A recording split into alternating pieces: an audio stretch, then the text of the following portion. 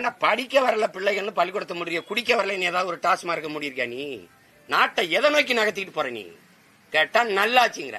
15வது நாள் அந்த போராட்டத்தை அவசரம் முடிச்சு விட்டு காலில் சோறு போடுறேன், 2 லட்சம் ரூபாய் காப்பீட்டுக்கு போடுறேன், செத்தா 10 லட்சம் கொடுக்குறேன்னு ஒரு பசப்ப அறிக்கையை விட்டு முடிச்சு இந்த நன்றின்னு சோறாக்கி போட்டு அங்க சும்மா இருந்த இந்த ஜூனியர் ஆர்டிஸ்ட் ஆட வச்சு வேடிக்கை பார்த்த மாதிரி இங்க வந்து கொட்டு அந்த புதுசா அப்பதான் தச்சு கொண்டாந்துருக்காங்க.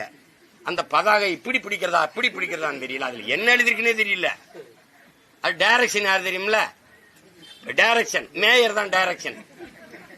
யார்கிட்டையும் அசிஸ்டன்ட் டைரக்டர் இருந்து கத்துக்கு வராதனால சரியா டைரக்ஷன் வரல.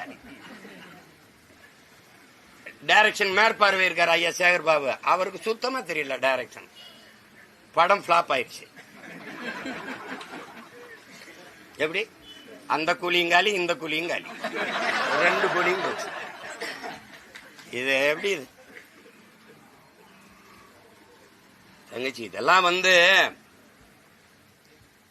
ஆட்சியாளனை குறை சொல்லி என்ன பயன் இருக்கு? ஒரு நாட்டில் ஒரு ஆட்சியாளன் செய்யற தவறுக்கு ஆட்சியாளன் பொறுப்பேற்க முடியாதுங்கிறவள, அந்த ஆட்சியாளனை அந்த அதிகாரத்தில் உட்கார வைத்த மக்கள் தான்டா பொறுப்புங்கிற.